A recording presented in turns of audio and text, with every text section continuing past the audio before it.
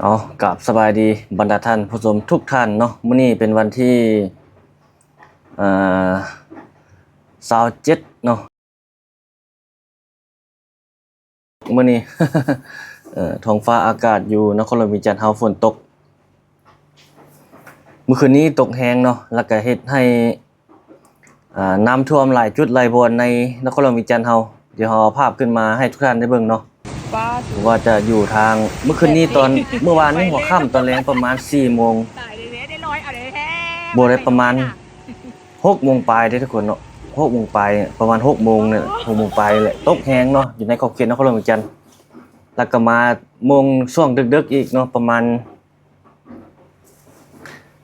9 โมง 10 โมงนี่ว่าทุกคนอันนั้นก็ตกลงแฮงอีกเนาะก็เฮ็ดให้น้ำท่วมหลายจุดหลายบ่อนในนครหลวงวิจันทร์น้ำท่วมถนนหนทางหลายจุดหลายบ่อนเนาะอยู่ในขอบเขตนครหลวงวิจันทร์ก็เห็นหลายอยู่แล้วก็มาออมแอมเนาะขอบเขตนครหลวงวิจันทร์เฮา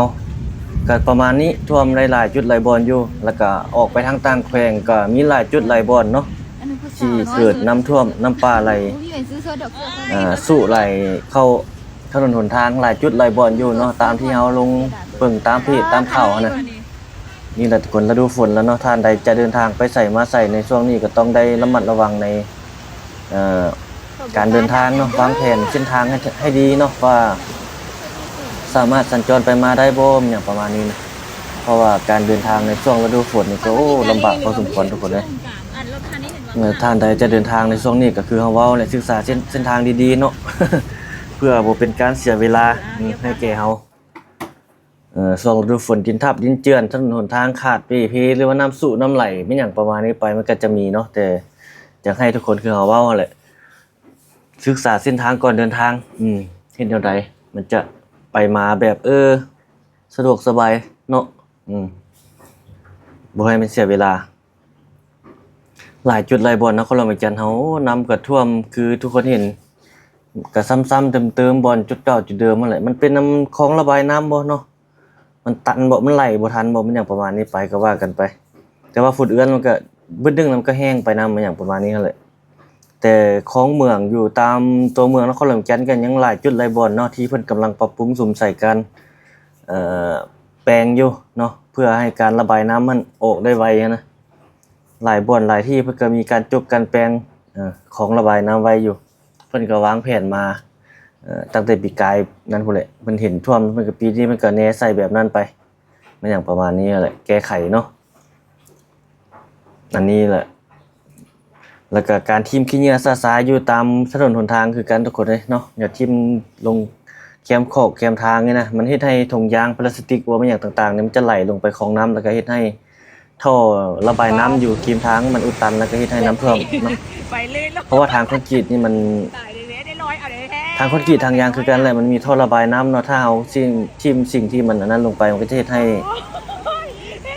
ท่อระบายน้ำตันเนาะเฮ็ดให้น้ำท่วมถนนหนทางไปมันอย่างประมาณนี้แหละเนาะ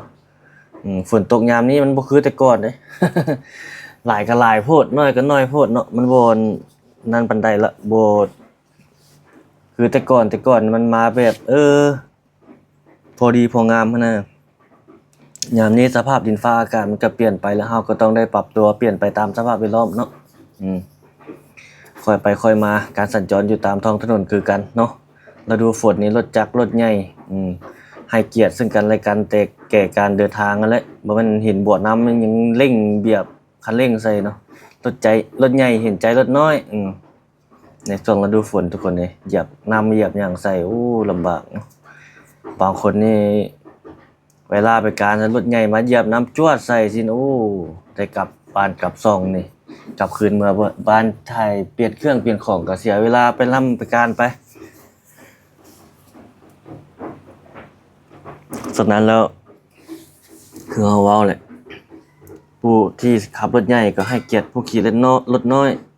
เห็นบ่อน้ำเห็นบ่อหยังก็ค่อยๆไปเนาะบ่แม่นจะไปตามลำพังใจเฮาแม่นเลยเฮาอยู่ในรถใหญ่นี่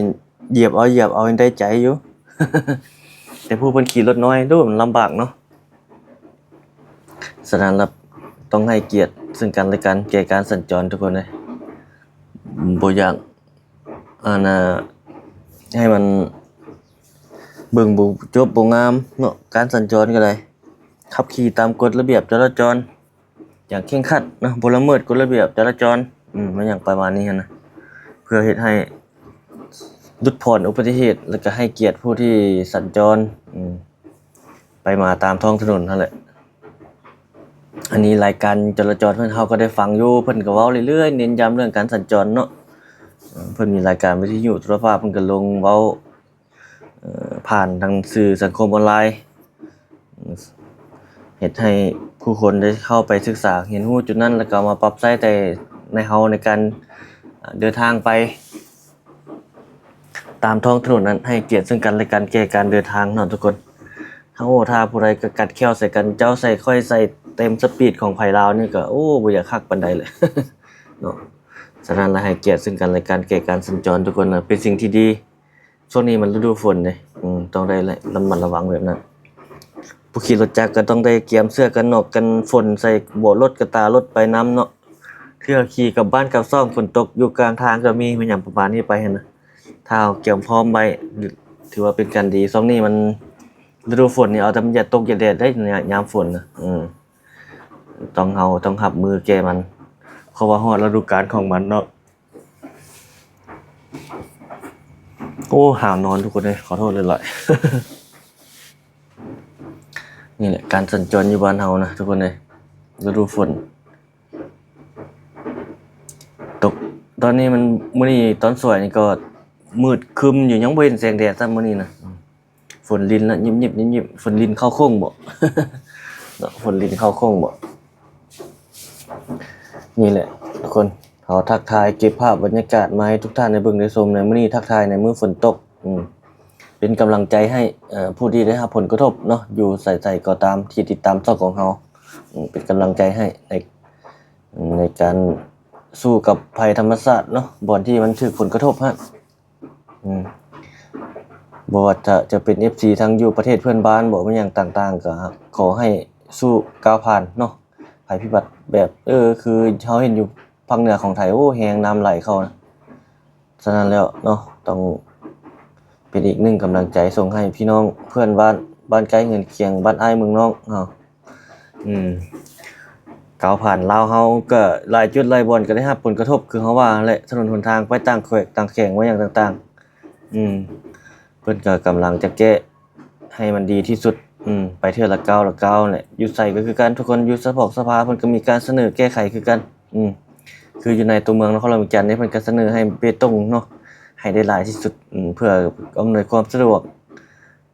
แก่การสัญจรอยู่ตามทางแม่นหยังต่างๆนั่นแหละบางห้องบางซอยก็หลายจุดหลายบ่อนก็เทไปตรงหมดแล้วบางบ่อนก็ยังเทื่อคืนยังบ่ฮอดก็มีฉะนั้นแล้วติดตามการสร้างสรรค์บ้านเฮาไปนำเดียวแหละทุกคนได้มีหยังก็คอมเมนต์ตำหนิติชม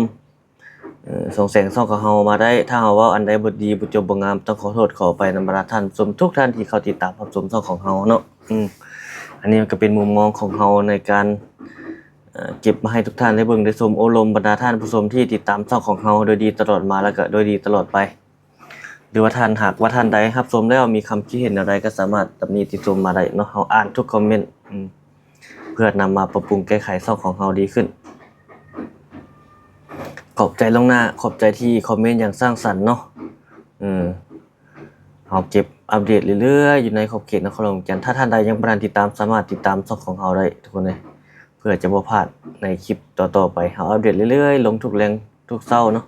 ถ่ายตอนแรงลงตอนเช้าถ่ายตอนแรงลงตอนเช้าอยู่ในขอบเขตนครหลวงวิจันทน์เฮานี่อัปเดตการสร้างสรรค์พัฒนาอยู่บ้านเฮาเมืองเฮาหลายจุดหลายบ่อน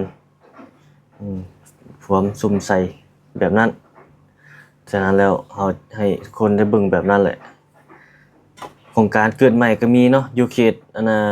บ้านพระขาวเนาะเมืองไสไทยนครหลวงวิจันทน์ทุกคนเป็นห้องหมอพงสวรรค์บ่